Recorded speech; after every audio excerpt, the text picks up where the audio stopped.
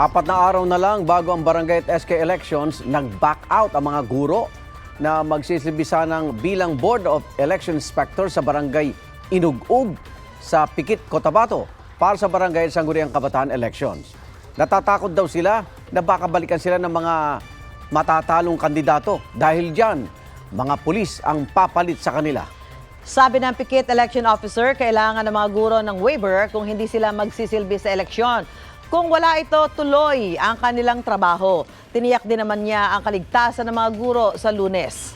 Sa bayan pa rin ng Pikit, naghain ng petisyon ang ilang kandidato ng 5 barangay dahil biased o hindi umano patas ang ilang guro.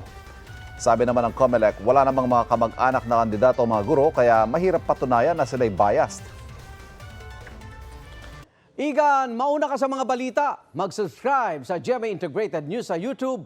Sa mga kapuso abroad, subaybayan nyo kami sa GMA Pinoy TV at sa www.gmanews.tv.